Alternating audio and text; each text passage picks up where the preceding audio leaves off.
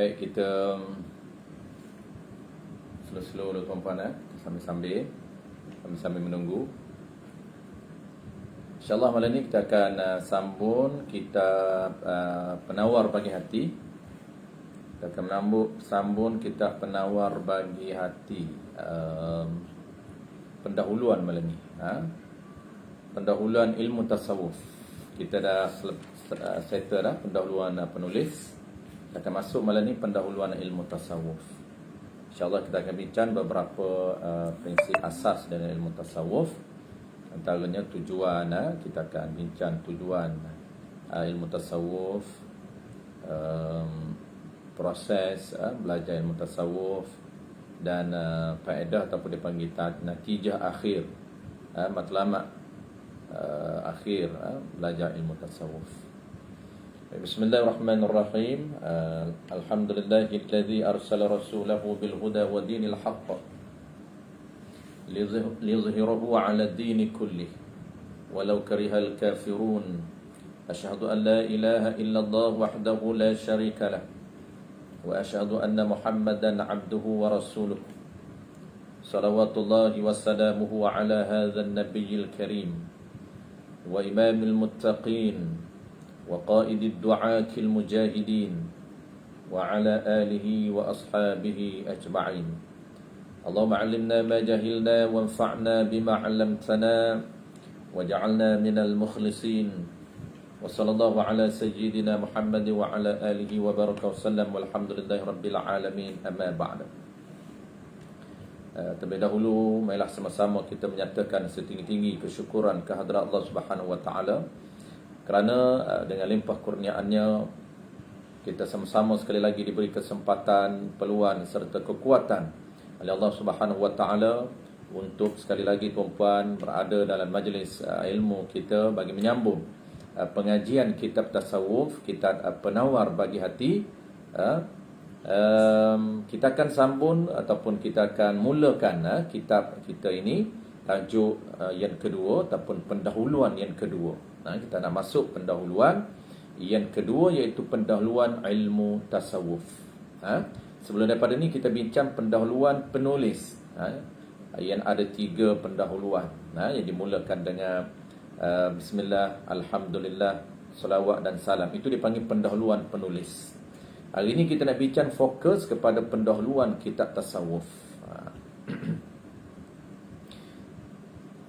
Qala al-musannif rahimahullah subhanahu wa ta'ala.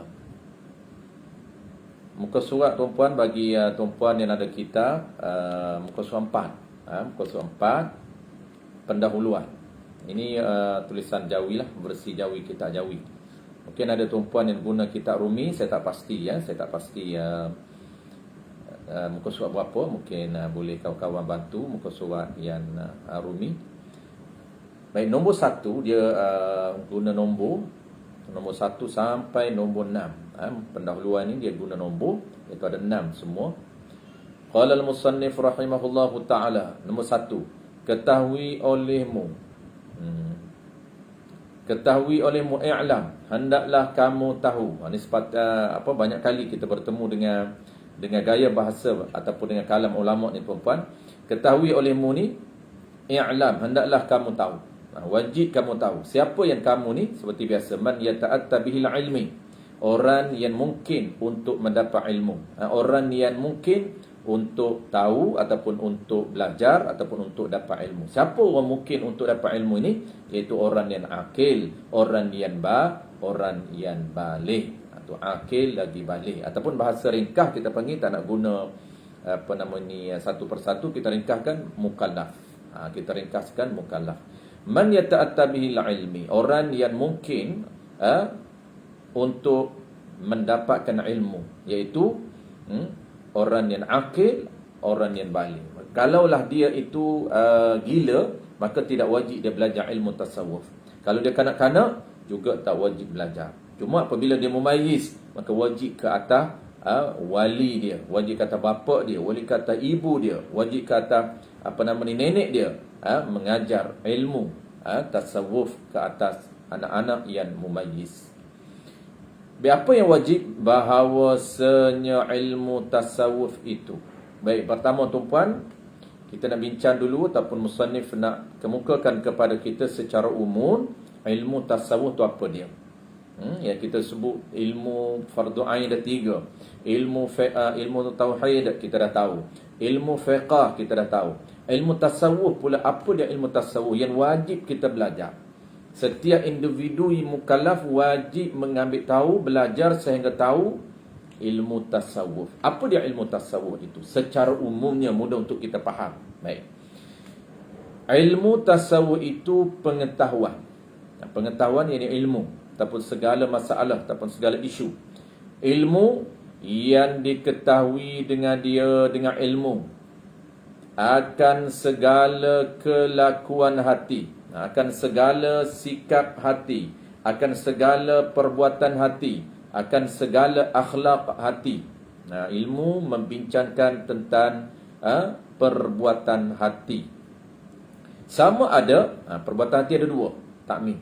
Sama ada kelakuan yang terpuji ataupun kelakuan yang dicela oleh syarak.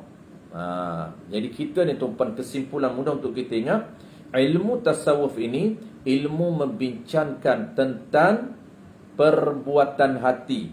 Sama ada perbuatan itu terpuji di sisi syarak ataupun perbuatan itu tercela di sisi syarak. Itu saja ringkas. Apabila kita sebut ilmu tasawuf ni, ilmu bincang tentang apa? Adakah bincang tentang tata cara solat? Tidak. Adakah bincang tentang ciri-ciri pengenalan terhadap ketuhanan? Tidak. Ilmu membincangkan tentang perbuatan hati, tentang sikap. Sikap tu tuan-tuan dia lahir daripada hati. Attitude kita, sikap kita dia lahir daripada hati. Kalau hati itu yang bersih, hati yang bagus, hati yang baik, maka dia akan lahirnya sikap, dia akan lahirnya akhlak ataupun buah yang bagus, buah yang baik. Sebab itulah kita nak fokus kepada hati. Jadi ilmu yang fokus membincangkan tentang akhlak hati, perbuatan hati, sama ada perbuatan itu terpuji atau perbuatan itu tercela di sisi syariat, itulah dinamakan ilmu tasawuf. Maka musannif kita, pengarang kita nak bagi contoh secara beberapa contoh sahaja. Contoh apa dia? Dia bagi contoh dua. Bagi contoh akhlak perbuatan hati terpuji dan juga perbuatan hati yang tercela di sisi syarak supaya kita faham. Apa tajuk dan topik yang kita akan bincang dalam silibus ini? Dia bagi contoh sikit dulu. Mana contoh dia? Seperti ni contoh kelakuan terpuji di sisi syarak. Contoh akhlak perbuatan hati yang dipuji oleh syarak. Walaupun manusia tak puji, tak kisah. Yang kita nak ialah dambaan Allah Ta'ala. Yang kita nak ialah pujian Allah Ta'ala. Yang kita nak ialah rahmat, kasih sayang, reda daripada Allah Subhanahu Wa Ta'ala. Maka kita nak tahu apa perbuatan hati yang Allah reda, apa perbuatan hati yang Allah suka. Contoh dia seperti merendah diri. Merendah diri, tawaduk, yang kita akan belajar dan silibus yang ketiga, dalam topik yang ketiga. Ini bagi contoh awal, contoh saja. Seperti merendah diri. Merendah diri ini dia panggil kelakuan hati, perbuatan hati. Perbuatan hati yang sangat dipuji oleh Allah Subhanahu Wa Ta'ala. Tapi di sini ni dia panggil apa? Kita akan belajar akan datang secara detail. Merendah diri merupakan perbuatan hati yang sangat dipuji oleh Allah Ta'ala, iaitu merendah diri sesama orang Islam. Itu dipanggil tawaduk. Walaupun pangkat tinggi, tawaduk. Kerana tawaduk itu amalan hati yang mulia. Ini ibadat hati. Kita sedang bincang ibadat hati, bukan ibadat zahir. Sebab tu kita kena ingat, apabila ibadat itu sesiapa yang bersifat dengan ciri yang dipuji, maka dia sedang melakukan ibadat kepada Allah Subhanahu Wa Ta'ala. Orang yang merendah diri dia, walaupun pangkat dia tinggi, walaupun dia ini dimuliakan di sisi manusia, tetapi dia merendah diri sesama umat Islam. Adapun sesama orang kafir, maka kita tidak dituntut dan diwajibkan merendah diri. Bahkan sesama orang kafir kita kena angkat diri kita. Dia terbalik kita. Sama orang kafir merendah diri, dengan orang Islam mengangkat diri. Itu tak betul. Itu contoh merendah diri. Dan contoh yang kedua, dan sabar. Dan sabar. Sabar juga. Dia bagi contoh yang top-top, tuan-puan. Yang nilai dan value sangat tinggi di sisi Allah Ta'ala. Antaranya merendah diri, yang kedua sabar. Sabar juga, tuan-puan, merupakan amalan hati yang sangat dipuji dan juga merupakan amalan yang mempunyai pahala ganjaran yang besar. Ini dia ada bagi contoh dulu ni kepada kita, contoh-contoh amalan ataupun perbuatan hati yang popular dan yang tinggi standard di sisi Allah Subhanahu Wa Taala. Sabar ini mudah untuk kita ungkapkan, tuan-puan, tetapi nak beramal dengan sabar itu agak sukar sekiranya kita tak tahu tips dan cara sabar. Apa dia sabar itu sepintas lalu, tuan-puan, sebelum kita masuk tajuk di belakang ini, dia berada pada topik ketiga, iaitu tajuk besar yang ketiga. Dia akan ada 10 ciri-ciri ataupun 10 perbuatan hati dipuji oleh Allah Ta'ala yang kita panggil sifat mahmudah. Dia akan ada di belakang sana. Sabar sepintas lalunya, tuan-puan, apa maksud sabar? Iaitu menahan hati kita. Ini nak kena tahan hati kita. Itu kata payah untuk kita beramal. Tapi kita latih nafsu, kita latih, insya-Allah boleh sabar. Dia hilang barang, dia akan masuk sabar. Dia bertukar tempat. Selagi di mana ada barang, dia tak akan ada sabar. Jadi sabar ni, tuan-puan, menahan hati daripada mengeluh ketika berlakunya sesuatu yang menimpa dirinya. Bila? Iaitu ketika situasi pertama yang menimpa dirinya. Bukan dah reda dah. Ketika mula-mula berlaku kepada dia itu dipanggil sabar. Yang kata sabar ini, iaitu Nabi menyatakan innamas sabru 'inda sadmatil ula. Hanya sabar ini, kata Nabi, menahan diri ini, kata Nabi, bila 'inda sadmatil ula. Tahan diri kamu, kata Nabi, ketika mana? 'Inda sadmatil ula, ketika mana berlakunya sesuatu musibah kepada kamu. Bila? Iaitu pertama kali berlaku. Pertama kali kita dengar benda tu. Dapat sampai berita kepada kita ataupun pertama kali benda yang berlaku depan kita, kita tahan hati kita daripada bertindak. Walaupun boleh kita bertindak. Kita boleh bertindak, bukan tak boleh. Kita boleh bertindak, tetapi kenapa kita tak nak bertindak? Kerana kita tahan hati kita. Bukan dengan sebab apa dia tak bertindak, dengan sebab dia tak mampu, dia lemah. Itu tak dipanggil sabar. Tak dipanggil sabar. Contoh, tuan-puan, indas sadmatil ula, ketika mana orang maki kita, ketika mana orang kata benda yang kita tak selesa dengar, kita rasa marah sehingga kita boleh untuk kita ucap balik suatu benda yang nak melepaskan geran di hati. Ketika kita dengar perkataan kawan kita maki kita, kawan kita kata benda kepada kita tak selesa dengar, kita tak suka benda tu, kita boleh ucap balik kepada dia, kita boleh marah balik kepada dia, tapi kita tahan. Bila tahan, tuan-puan? Iaitu ketika mula-mula kita dengar, ketika permulaan kita dengar suatu benda yang kita tak suka, ketika tu kita mampu tak bertindak? Mampu. Tapi kita tak bertindak. Kenapa? Kerana kita tahan hati kita daripada kita bertindak ketika permulaan benda berlaku kepada kita, sedangkan kita mampu untuk bertindak. Itulah dinamakan sabar. Bukan maknanya kita tak bertindak dengan sebab kita tak mampu. Contohlah, tuan-puan, contoh yang kedua. Apabila orang kata kepada kita, kita rasa geram. Apabila geram sangat, marah, amarah kita, baran kita lebih, dia melonjak naik terus, momentum, temperature kita terus naik ke 100 darjah Celsius, kita menyebabkan kita mampu kita nak support dia, mampu kita nak tampar dia, mampu kita nak tumbuk dia. Marah sangat ni, kita boleh tumbuk dia, kita boleh ucap pada mana dia benda yang kita geram, nak lepas gun boleh, kita nak tampar apa boleh. Kenapa kita tak tampar? Kita tahan. Kenapa kita tak tampar? Kita tahan. Mampu tak? Ya, kita mampu tampar dia, kita berani tampar dia. Bukan kerana kita tak berani bertindak kerana kita takut kepada dia, dia lebih kuat daripada kita. Tak berani nak tampar dia kerana kita lemah. Tak, dia lebih kuat pada kita. Itu tak panggil sabar. Panggil sabar ni, tuan-puan, kita tahan hati kita, Ketika permulaan orang maki kita, permulaan orang buat kepada kita, dan kita mampu nak lawan dia. Itu dipanggil sabar. Contoh yang kedua. Jadi sabar ni dia merupakan ibadat hati yang sangat terpuji. Sabar ni tuan-puan, ingat, orang yang sabar ni hebat. Orang yang sabar sangat hebat. Kenapa? Kerana dia sedang melakukan ibadat yang terpuji dan mempunyai standard yang tinggi di sisi Allah Ta'ala. Sabar ini termasuk ibadat hati yang mulia, yang mempunyai standard yang tinggi. Maksud standard apa? Standard dari sudut pahala. Selagi mana dia sabar, selagi itulah dia diberi pahala, diganjarkan pahala oleh Allah Subhanahu wa Ta'ala. Itu penting tuan-puan, nak kena tahu macam mana sabar.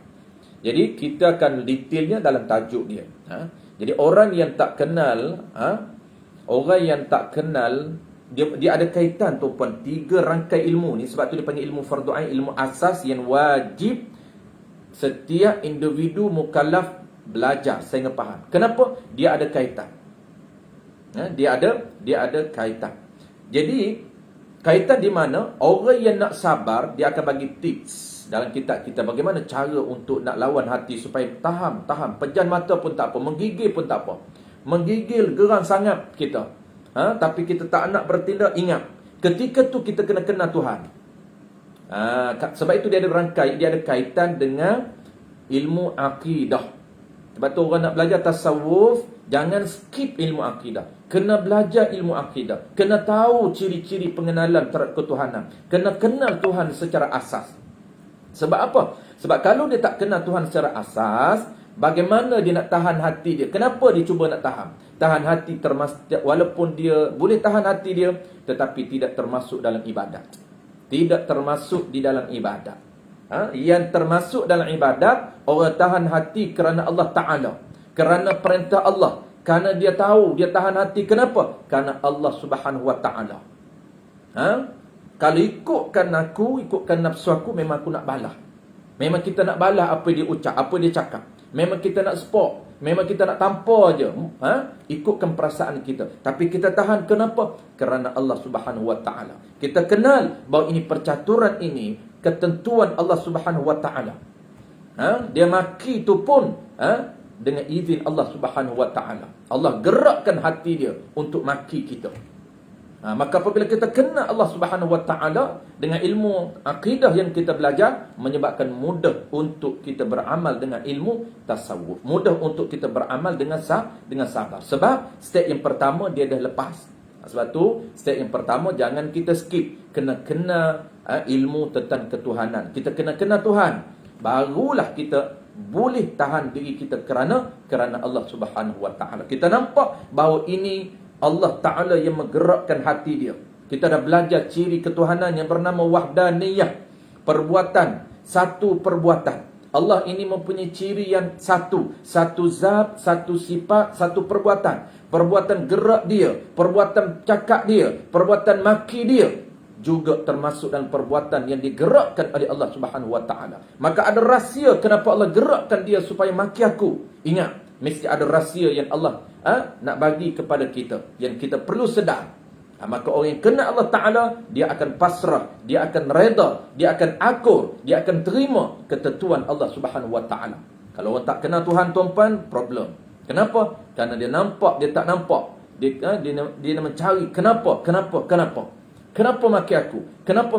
Kenapa marah kepada aku? Kenapa aku buat tak betul? Baik, saya tak contoh yang kedua. Atau habis, sama ada kita dah tahu tuan-puan, kita kembali balik kepada makna tasawuf, iaitu ilmu membincangkan ilmu berkaitan dengan perbuatan hati. Sama ada perbuatan yang dipuji di sisi syarak, 2 contoh dia bagi, merendah diri dan sabar, ataupun perbuatan yang dicela, yang diharamkan di sisi syarak. Mana contoh dia? Atau kelakuan, yakni perbuatan hati, yang tu sifat bagi perbuatan hati. Kelakuan yang, yakni perbuatan yang dicela. Perbuatan yang dicela oleh syarak, yang diharamkan oleh syarak.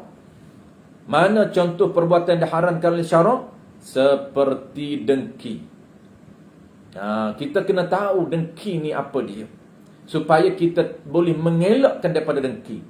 Orang nak elak dengki, kena kenal dengki. Nak elak mengumpat, kena kenal mengumpat. Nak elak takabur, kena kenal takabur. Nak elak ria, kena kenal apa itu ria. Nak elak ujub, nak buat ujub dan hati dia, kena kenal ujub tu apa dia. Kalau tak kenal satu persatu, dia tak mampu nak elak. Bahkan dia layan dan terus layan. Sebab apa dia layan perasaan ria? Kerana dia tak tahu itu ria yang diharamkan oleh Allah. Kenapa tuan-puan dia layan perasaan takabur? Kerana dia tak tahu bahawa itu merupakan takabur yang diharamkan oleh Allah Subhanahu Wa Taala.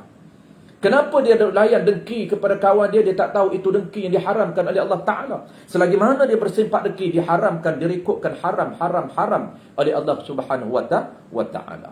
Itu kita akan belajar tuan-puan satu persatu dalam kitab kita. Ini adalah topik yang kedua.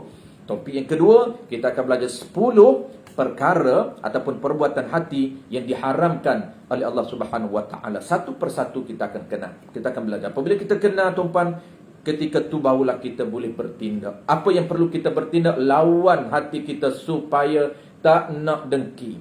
Memang dengki dia akan ada. Dengki dia akan ada.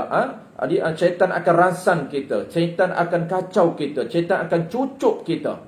Ketika mana syaitan akan cucuk, nafsu kita kuat, ketika itulah cepat untuk kita bertindak. Jadi kita ni, apabila kita tahu itu dengki, maka kita tahan. Kita lawan. Ini peranan ilmu tasawuf. Apabila dia tahu benda itu haram, ketika itu mesti dia melawan. Lawan apa? Lawan dengan diri dia. Dirinya nak dengki kepada orang tu, dia akan lawan. Diri dia rasa nak takabur, dia akan cepat-cepat lawan. Inilah kita akan belajar proses untuk ataupun cara untuk nak buang sifat ni. Cara dia ialah kena lawan. Cara untuk kita nak buang sifat mazmumah dalam diri kita, cara dia tuan-puan kena lawan. Itu saja. Kita tengok dulu cara ringkas tuan-puan. Cara ringkas dengki tu apa dia, dan membesar diri takabur tu apa dia. Dia bagi 2 contoh saja. Contoh-contoh yang top juga, yang popular dan yang standard dia tinggi. Maksud tinggi ni haram di sisi Allah Subhanahu Wa Taala. Ini perlu dijauhi. Dengki bahaya. Dengki ni sehingga apabila dengki saja, dia bukan haram semata-mata, tapi impak dia besar kepada amalan kita. Dia boleh menhakis amalan. Kita akan belajar tuan-puan antara perbuatan hati yang bahaya, yang memberi kesan kepada aset kita. Dia boleh cair aset kita. Aset kita pahala tu aset kita kena jaga. Jangan bagi bocor pahala, jangan bagi hilang pahala. Jangan bagi pahala kita hilang. Maka kita kena tahu antara perkara-perkara yang boleh menghilangkan pahala kita. Tu antaranya lah dengki. Dengki ni tuan-puan, kita bagi secara ringkas. Apa dia makna dengki? Secara ringkas sahaja. Dengki ni, dia panggil apa?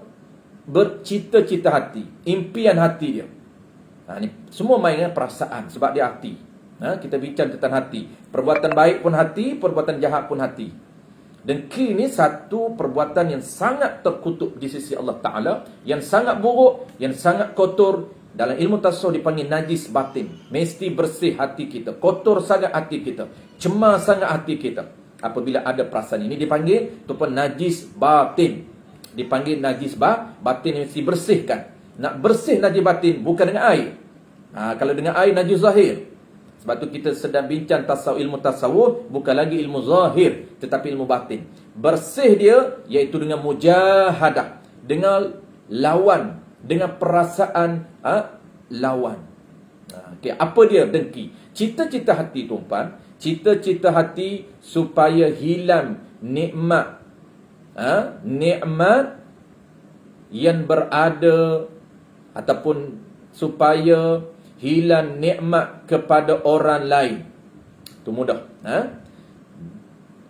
Baik, saya ulang sekali lagi tuan-puan. Dengki ni yang bahasa mudahnya, untuk mudah kita faham. Yang kata dengki ni apa dia? Perasaan hati dia, iaitu cita-cita hati dia, impian hati dia, supaya hilang nikmat yang Allah berikan kepada orang lain. Yang Allah berikan kepada orang lain. Dan dia ada 2 tuan-puan, 2. Mudah nak kenal, nak scan kita ni ada dengki tak ada dengki. dia dua. Satu, cita-cita hati dia, ataupun kita boleh guna bahasa begini tuan, bahasa suka. Sama je. Dia suka melihat orang lain hilang nikmat.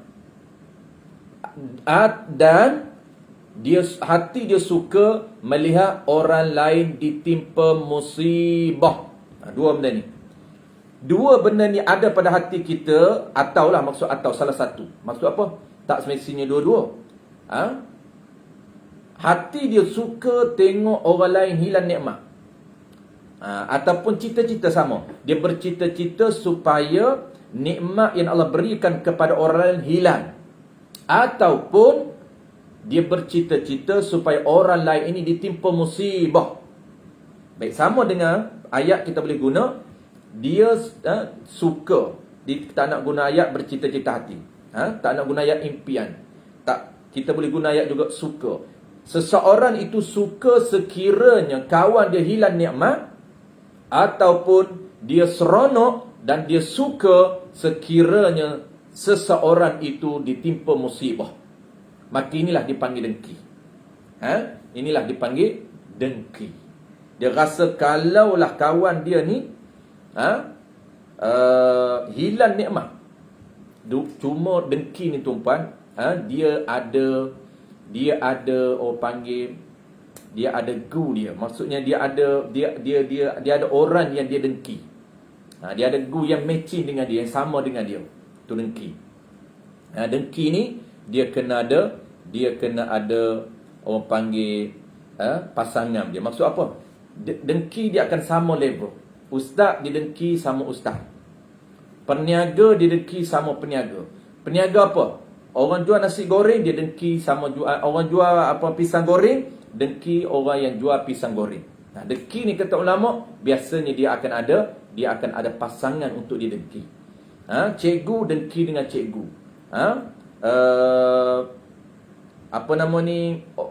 Level, ikut level. Ustaz didengki dengan ustaz. Dia tak akan dengki ustaz, level ustaz, dia tak dengki dengan orang yang bukan level dia. Tak dengki dengan orang yang level dia. Player, dia tak akan dengki dengan makcik yang jual pisang goreng tepi jalan. Tak kira lah player apa pun. Player bola ke, player badminton ke, dia tak akan dengki dengan makcik yang jual pisang goreng. Makcik ni dia akan dengki sama level dia. Makcik jual pisang goreng, dia akan dengki sama-sama penjual. Walaupun dia tak penjual pisang goreng. Jadi apa yang datang dalam perasaan dia? Perasaan dia kan dia suka. Kalaulah kawan ni sakit, dia seronok. Kalaulah kawan ni jual tak laku, seronok. Makna apa tuan-puan? Kalau sakit itu timpa musibah, dia seronok. Kalaulah jual tak laku, itu hilang nikmat, tak dapat nikmat. Ataupun bankrupt. Ataupun bankrupt, suka. Sukalah kawan ni bankrupt. Itu dipanggil dengki. Dia ada gu dia. Dengki ni dia ada gu dia. Sama juga dengan takabur. Takabur pun dia ada gu dia. Nanti kita akan belajar tuan-puan dalam tajuk yang detail. Ini secara umum. Baik, kesimpulan tuan-puan, itulah nak scan untuk permulaan awal ni, belum kita belajar secara detail. Permulaan awal kita nak scan. Kalaulah hati kita ni ada unsur begitu, itu dinamakan dengki. Elak jauh-jauh. Kena elak jauh-jauh. Rasa tak suka pada orang, ataupun rasa kalau orang tu timpa musibah, seronok dia. Dengar kawan dia deman, seronok. Dengar kawan dia sakit, seronok. Orang dengar kawan sakit, rasa sedih. Rasa cepat-cepat berdoa dan cepat-cepat bantu apa yang perlu. Ni tak, dia dengar kawan timpa musibah, rasa seronok. Bahkan cakap lagi padam muka. Nak tunjuk sangat. Dia ustaz sama ustaz. Dia rasa tak suka kat ustaz ni. Kenapa? Kerana ada sebab-sebab tertentu. Dia rasa kalaulah kawan ni tak mengajar, dia rasa seronok. Padan muka. Nak mengajar sangat.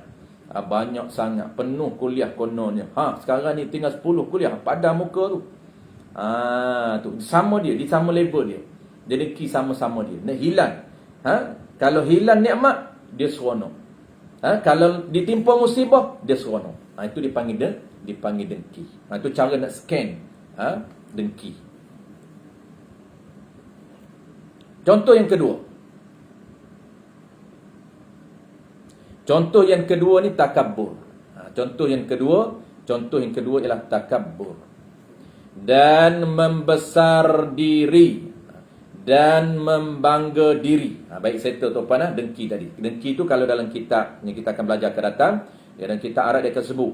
Dia akan kata wa huwa an tuhibba zawalal ni'mati min ghairika au tuhibba nuzula musibati bihi. Tu dengki. Ada dua tu, itu cara kita nak scan diri kita ni ada dengki. Cepat-cepat jangan layan. Rasa tak suka pada orang, cepat jangan layan. Rasa seronok kawan tu kena musibah, jangan layan. Kawan kena COVID-19, dia rasa seronok, padan muka 10 hari tak boleh keluar rumah. 10 hari tak boleh keluar rumah. Game nega tuan-puan sama game nega. Game business sama game business, dia dengki. Dengar kawan dia hari ni tak capai target, seronok dia, aku capai target, kawan aku tak capai target, action sangat. Ni dunia business. Dunia business dia akan berdengki sesama game dia. Business pun dia tak sama. Bukan business semua sama, tidak. Dia akan ada dia punya segmen dia. Dia tak sama tu pun. Dengki ni kena cari guru dia. Begitu juga takabur. Ni dua-dua ni lebih kurang sama. Baik, keduanya takabur. Apa dia takabur tuan-puan? Takabur ni dia panggil perasaan bangga ataupun membesar diri. Tu dia panggil takabur. Takabur ni haram. Dengki haram, takabur haram. Ni antara ranking-ranking yang bahaya yang penulis bagi dua contoh ni. Takabur ni iaitu dia perasaan luaran. Tu apa ingat? Takabur dia bukan dalaman, luar. Sekejap lagi kita akan sebut walaupun dalam kitab ni tak sebut, kita akan sebut contoh nak bagi beza di antara takabur dengan ujub. Baik, takabur ni tuan-puan, dia perasaan luaran. Apa dia perasaan dia? Perasaan bangga diri atau besar diri. Bangga diri, sebab tu dia luar, dia tunjuk. Bangga diri ataupun besar diri, ataupun boleh perasaan diri dia hebat, dan orang lain dia hina dan lebih rendah daripadanya. Tu dia panggil takabur. Jadi perasaan luar, bangga diri berbanding dengan orang lain, rasa diri dia hebat berbanding dengan orang lain, diri dia lebih besar daripada orang lain. Tu dia panggil perasaan dia. Tetapi dia luaran, maksud bukan senyap dalam, tidak. Dia akan tunjuk. Ni apabila dia tunjuk tu dia panggil takabur. Kalau tak tunjuk tuan-puan, itu dia panggil ujub. Tu kita akan bagi beza dengan ujub. Baik, kita ulang sekali lagi. Yang kata takabur ni, dia kena tunjuk, dia nak tunjuk. Tu dia panggil luaran, iaitu perasaan bangga diri dan besar diri, ataupun perasaan diri dia hebat berbanding orang lain. Dia luaran, iaitu dia tonjolkan. Kalau dia tak tonjol, dia senyap, itu kita panggil ujub. Sebab tu saya sebut dua-dua supaya ada beza. Ujub dengan takabur. Takabur ni dia cuba nak tonjolkan. Cuba nak tonjolkan perasaan bangga diri. Tonjol tak kisah. Tonjol dengan perbuatan dia, tonjol dengan perkataan dia. Dia angkat perkataan dia, cuba nak angkat diri dia yang lebih. Perkataan dia cuba nak angkat diri dia yang hebat. Perkataan dia cuba nak angkat diri dia yang hebat, orang lain rendah. Diri dia yang tinggi, orang lain rendah. Diri dia yang hebat, orang lain hina. Orang lain lekeh berbanding dia. Jadi apabila dia tonjol, itu dipanggil takabur. Dia tonjol sama ada dengan perkataan ataupun dengan perbuatan dia. Dengan perbuatan. Dengan perbuatan. Dia panggil perbuatan dia tu, dia nak tunjuk dia lebih hebat. Perbuatan dia tu, dia nak tunjuk dia lebih besar daripada orang lain. Tu dia panggil takabur. Kalau ujub, ujub beza tuan. Dia beza sikit je dua ni. Ujub unsur dalaman. Perasaan dirinya hebat, perasaan diri dia hebat, ataupun diri dia ni rajin, sama je. Perasaan diri dia hebat, perasaan diri dia rajin berbanding orang lain dalam ibadat. Tu.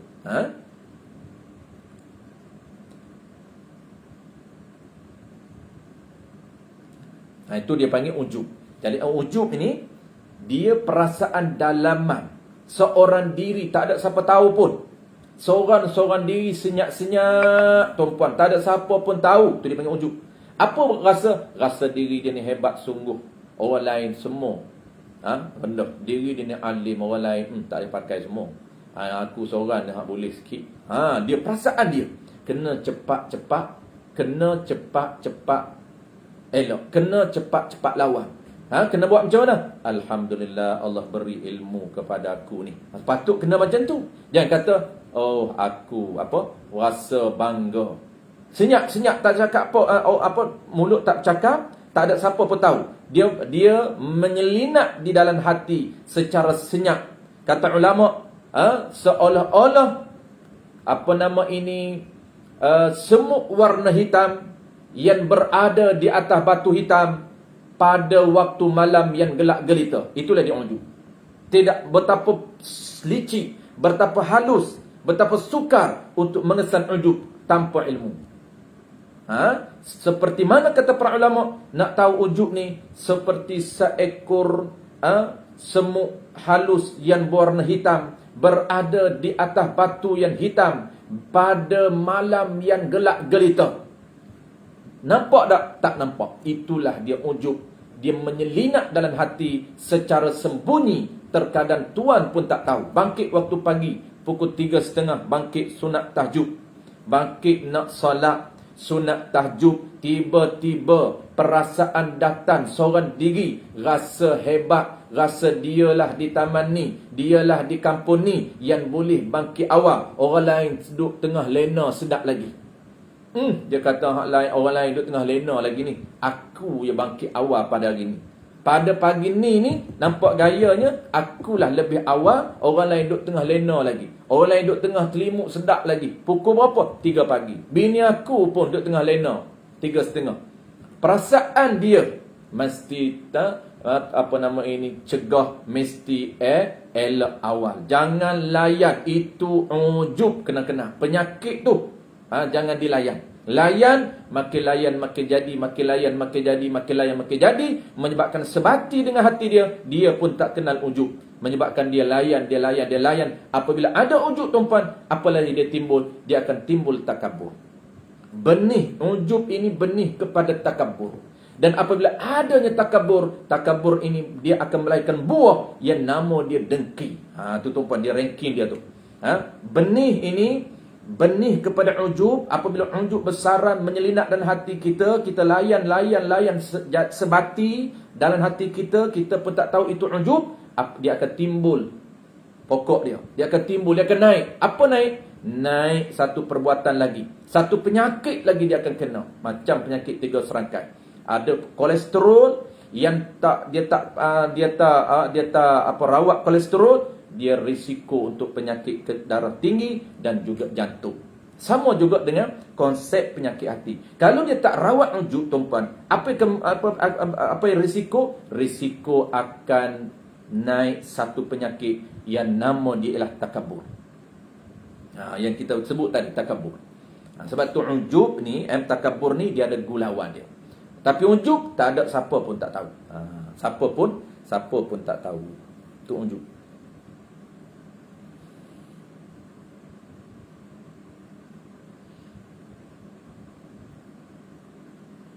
Baik, saya tuan-tuan, masa kita dah lebih dan nak habis dah. Cuba kita express sikit tuan-tuan. Baik, nombor 2. Nombor 2 ni express sikit. Nombor 2, nombor 3 kita nak baca sampai nombor 5 saja, sampai nombor 6. Di bawah tu kita akan sambung minggu depan. Nombor 2. Dan ada pun faedah. Baik, kesimpulan tuan-puan ingat, kesimpulan nombor 1 itu just dia nak beritahu, musannif nak beritahu makna tasawuf. Ingat, mana ilmu tasawuf ni ilmu yang fokus kepada perbuatan hati, sama ada perbuatan terpuji di sisi syarak ataupun perbuatan yang dicela di sisi syarak. Kita kena tahu apa dia perbuatan terpuji 10 dan apa dia perbuatan tercela 10 yang mesti kita elakkan. Baik, terus kepada nombor 2. Dan ada pun faedah. Apa dia faedah? Faedah ni penting juga tuan-tuan. Nombor 1 makna ilmu tasawuf. Nombor 2 apa dia? Nombor 2 ialah tujuan. Apa tujuan untuk kita belajar ilmu tasawuf? Kita dah tahu ilmu ini ilmu untuk bincang soal hati. Tujuannya apa? Ni. Tujuan ilmu tasawuf, maka menyampaikan ia ilmu tasawuf tu. Menyampai ni capai target lah. Apa target kita? Apa benda kita nak capai dari ilmu tasawuf? Ini target penting. Kepada menyampaikan ia ilmu tasawuf ni kepada mengkosongkan hati. Ini membersihkan hati. Bersih daripada apa? Daripada yang lain, daripada Allah Ta'ala. Nak bersih daripada lain, unsur-unsur lain yang ada hanyalah Allah Ta'ala dan hati kita. Nak bersih daripada semua penyakit hati. Apabila bersih, tak ada penyakit hati, jernih tuan-puan, bersih, putih, bersih, berseri-seri hati kita. Apa yang ada di hati kita, tidak ada yang lain melainkan ma'rifatullah. Tidak ada yang lain melainkan yang kita nampak adalah kebesaran Allah. Melainkan kita nampak adalah kemuliaan Allah. Melainkan yang kita nampak adalah tuan-puan apa dia? Rahmat Allah, redha Allah Subhanahu wa taala, ataupun bahasanya ma'rifatullah. Dan menghiasinya. Dan target yang kedua, dengan memandang mata hati kepada Tuhan sekalian alam. Baik, baik. Apa kesimpulan tuan-tuan? Memandang tu bukan pandang mata, tidak. Memandang dengan pandangan hati, yakni ma'rifatullah ataupun yakin. Pandang dengan mata hati tu, pandang siapa dia? Kepada Tuhan. Dia boleh memandang Tuhan setiap saat dan ketika.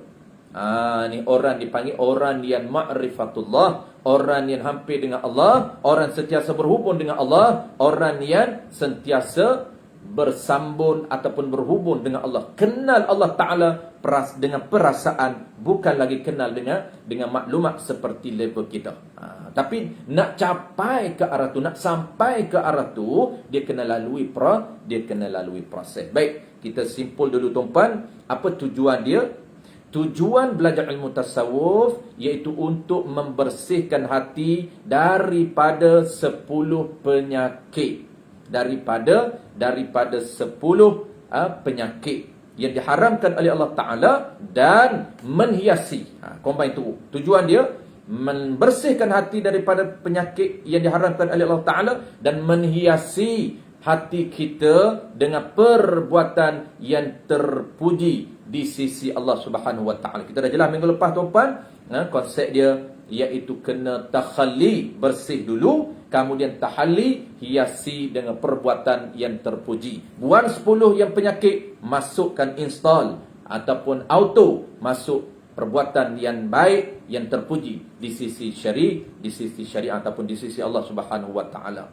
Supaya apa? Supaya ni target akhir dia. Dia terus masuk dalam ni. Supaya tu dipanggil target akhir. Matlamat akhir, supaya apabila hati kita bersih daripada penyakit, menyebabkan hati kita ini ada nur. Nur apa? Nur ma'rifah.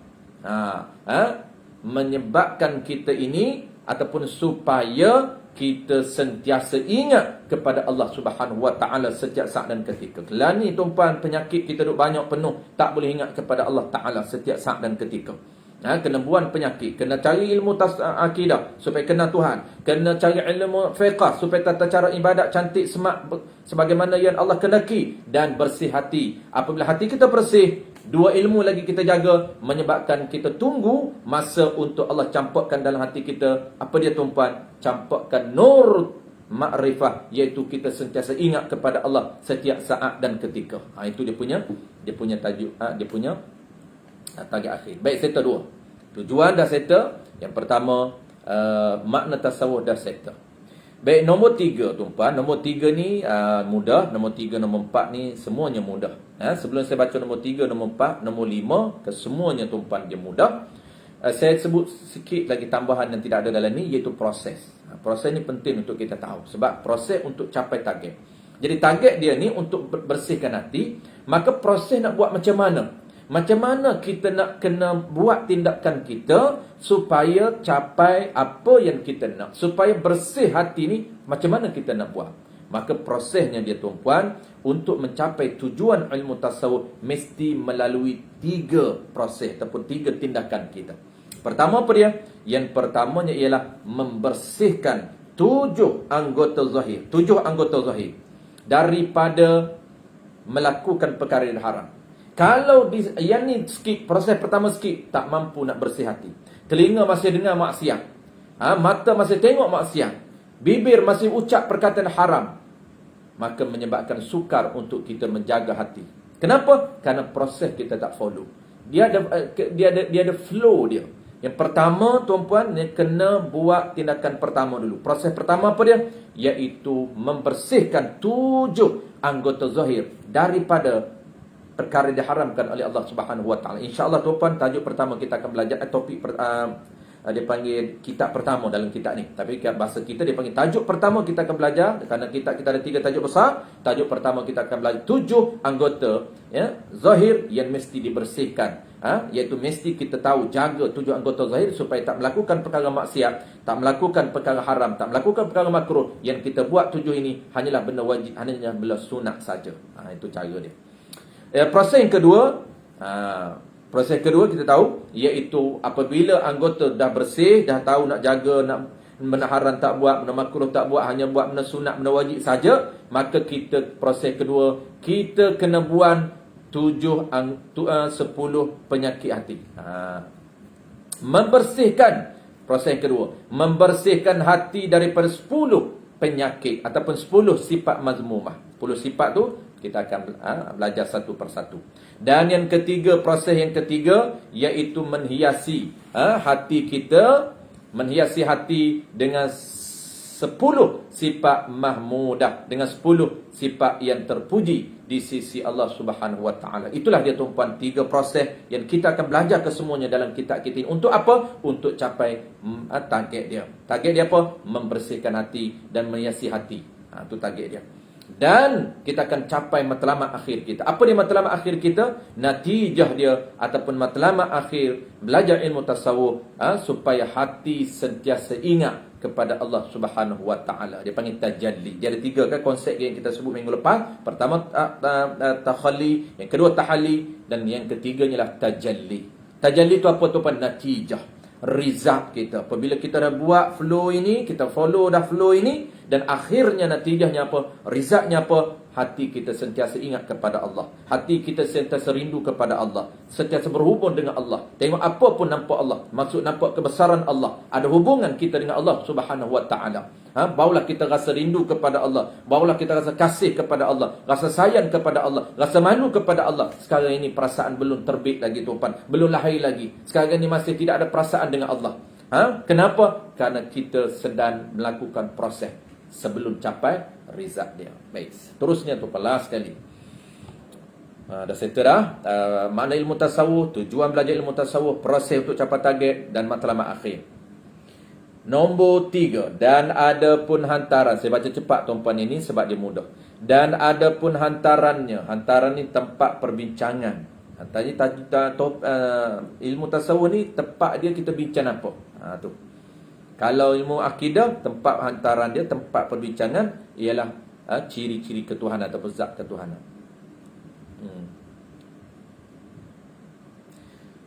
Maka iaitu hati manusia daripada pihak kelakuan yang datang kepadanya. Yang kita nak bincang, tempat perbincangan ilmu ni tentang apa dia? Perbuatan hati ataupun kelakuan yang datang kepadanya kepada hati. Settle. Kesimpulan dia tuan, kita belajar tentang kelakuan hati, perbuatan hati. Itu yang kita akan belajar dalam kitab kita ini. Yang fokus, tempat fokus, tempat antara. Tajuk yang kita nak bincang. Yang keempat, dan ada pun hukumnya, hukum belajar ilmu tasawuf yang asas ini. Bukan ilmu tasawuf yang tinggi, bukan kita apa nama ini hikam, bukan. Kita asas belajar bagaimana cara nak buang penyakit 10, belajar bagaimana cara nak install 10 penyakit 10 sifat yang terpuji, belajar cara nak jaga 10 anggota 7 anggota zahir. Itu dia panggil hukumnya wajib. Dan ada pun hukumnya, hukum belajar ilmu tasawuf, maka fardu ain, maka wajib ain ni ke atas tiap-tiap orang, tiap-tiap individu mukallaf. Itu mana ain. Fardu ain itu atas tiap-tiap yang berakal lagi sampai umur. Mudahnya fardu ain ni ke atas mukallaf. Pendek bahasa. Mukallaf tu kita tahulah ciri mukallaf ada 5. Akil, balik sampai umur. Akil, balik tu sampai umur. Dan ada pun tempat ambilnya, sumber rujukan. Kitab ini diambil daripada mana? Sumber rujukan ilmu ni. Dan sumber rujukannya ilmu tasawuf. Tu mana tempat ambilan. Maka daripada Quran yang mulia dan hadis Nabi sallallahu alaihi wasallam. Nombor 5, nombor 6.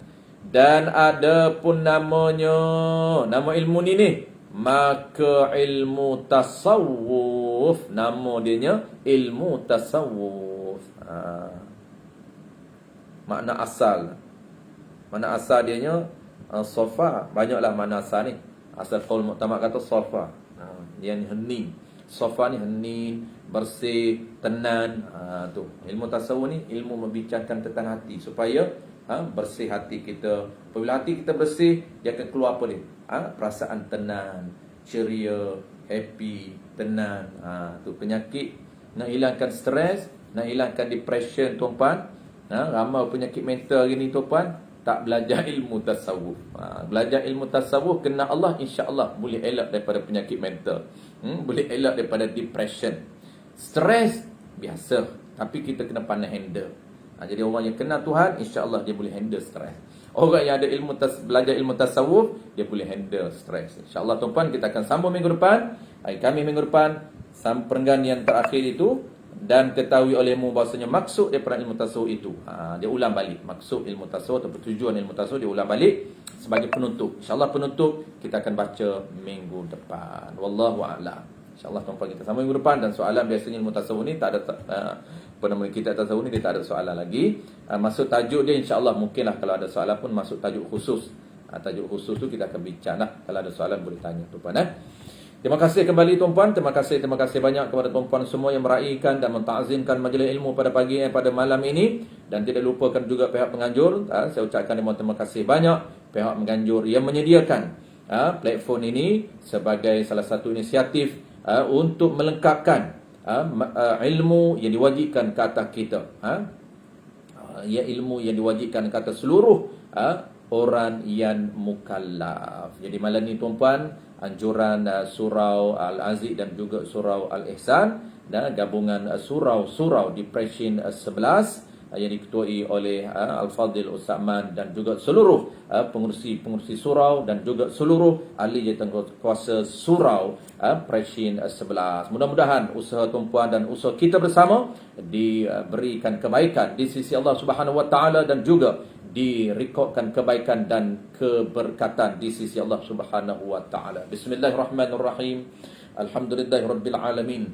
Wassalatu wassalamu ala asyrafil anbiya'i wal mursalin wa ala alihi wa ashabihi ajma'in. Allahumma faqihna fid din wa 'allimna ta'wil waj'alna minal ulama'ul 'amilin waj'alna minal mukhlisin. Wa sallallahu ala sayyidina Muhammadin wa ala alihi wa baraka wa sallam. Walhamdulillahi rabbil alamin.